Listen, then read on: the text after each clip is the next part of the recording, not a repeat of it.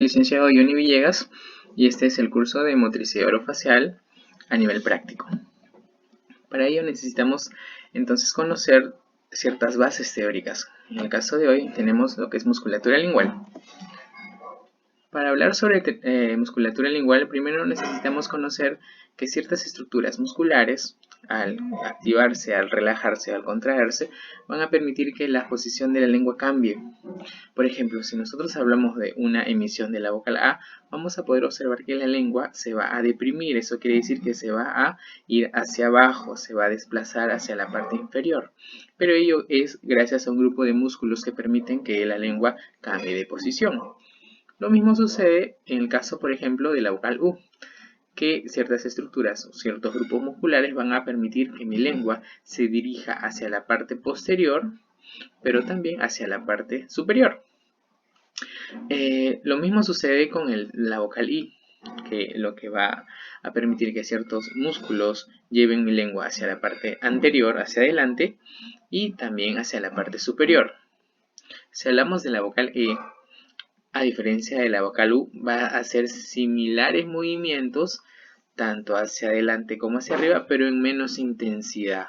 Si hablamos de la vocal O, va a hacer similares movimientos de la U, pero en intensidad va a ser diferente. No va a ser tan posterior o no va a ser tan alta.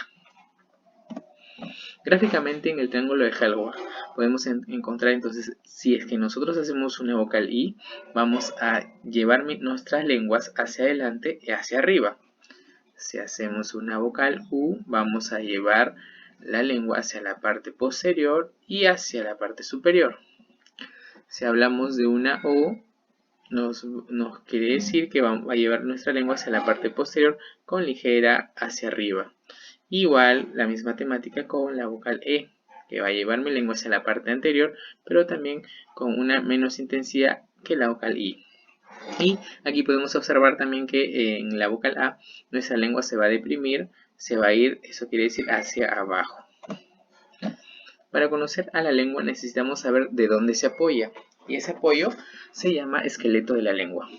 ¿Y quiénes conforman el esqueleto de la lengua?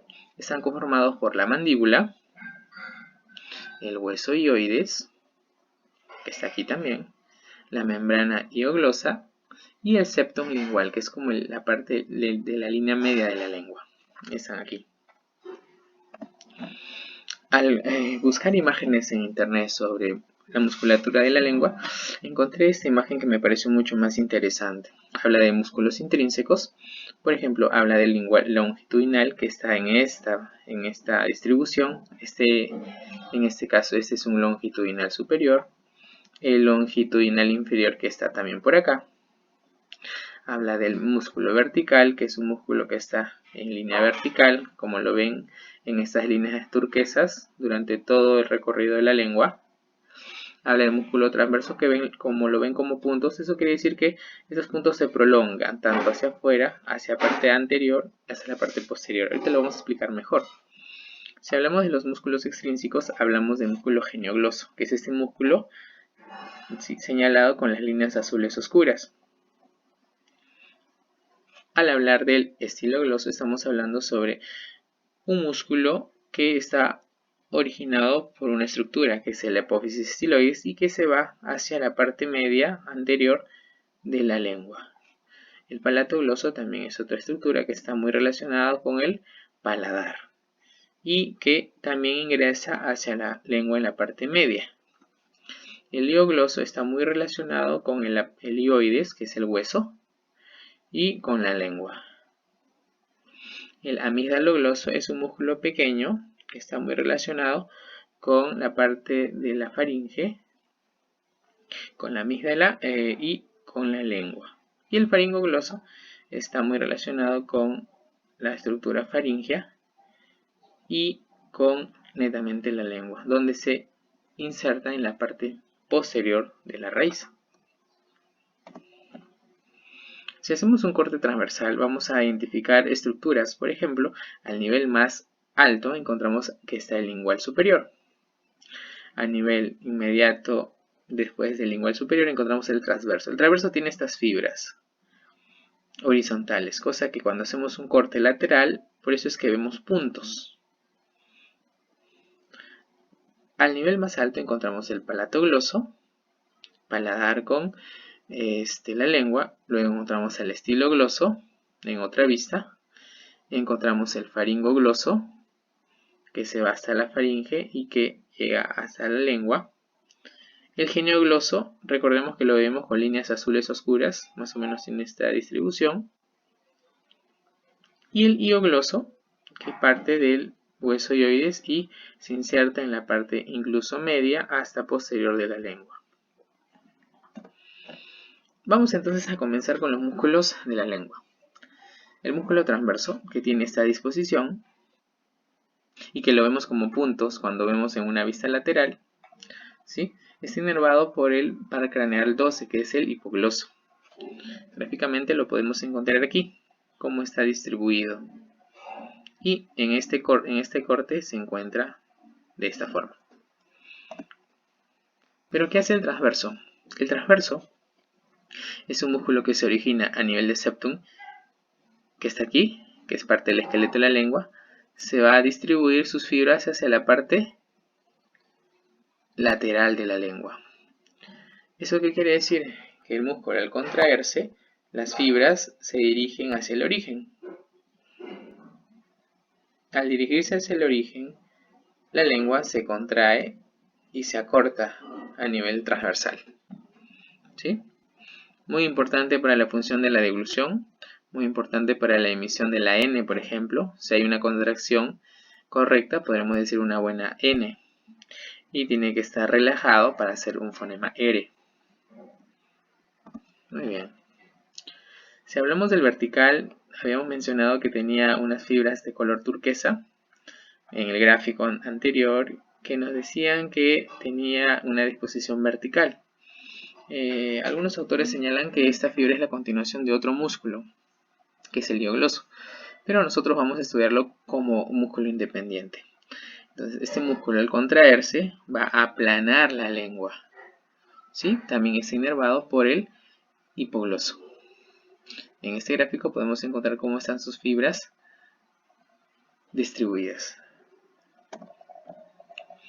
El lingual superior es un músculo que en realidad nace parte del músculo lingual del hueso hioides. Nace en dos porciones y en la línea cerca, en la parte superior de la lengua, se fusionan y al final hacen uno solo. Recordemos que el lingual superior es el único músculo impar de los músculos de la lengua y están inervadas por el también hipogloso. Más o menos tienen esta distribución. ¿Y qué hace el lingual superior? Cuando el lingual superior se contrae, hace la elevación del ápice lingual, que permite realizar muchas funciones. Por ejemplo, al momento de la formación del bolo, la elevación del lingual superior va a realizar o va a desencadenar que los demás músculos empiecen a llevar el bolo hacia la parte posterior. También el lingual superior es importante para la fonación de sonidos como la L, por ejemplo. En contracción vamos a hacer una L y en contracción vamos a hacer también una L.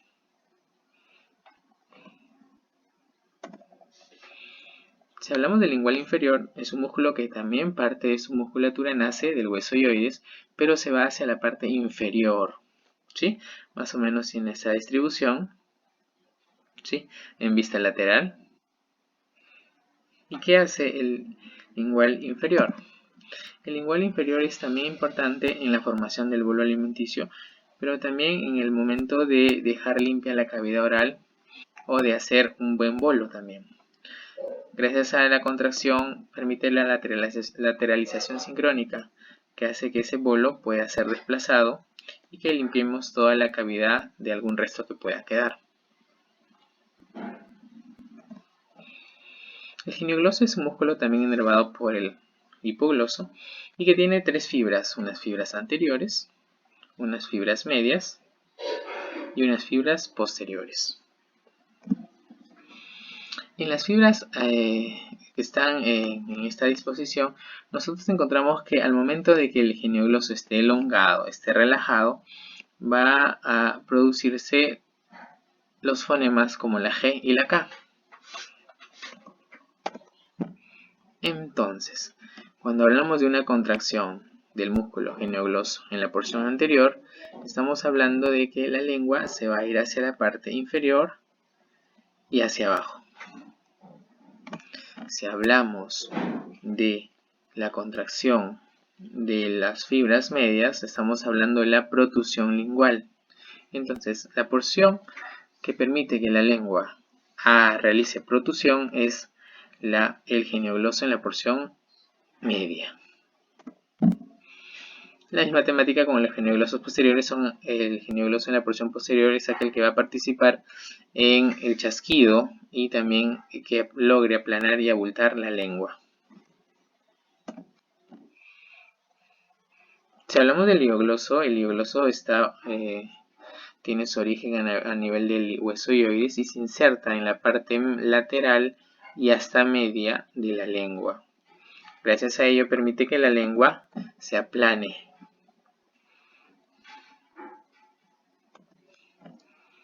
El estilogloso nace o se origina a partir de la apófisis estiloides y se va hacia la parte lateral media de la lengua. También es inervado por el 12, por el hipogloso. Y al contraerse lleva la lengua hacia arriba y hacia atrás. El estilogloso en acción realiza esto de aquí, que es llevar la lengua hacia arriba y hacia atrás, ¿sí? Cuando hay una contracción.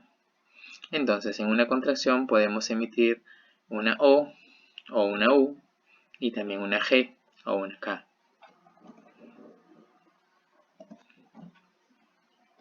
Si hablamos del palatogloso, este ya no está inervado por el par 12, sino está inervado por el par 9, que es el glosofaríngeo. El palatogloso tiene la misma función al contraerse, llevar la lengua hacia arriba y hacia atrás.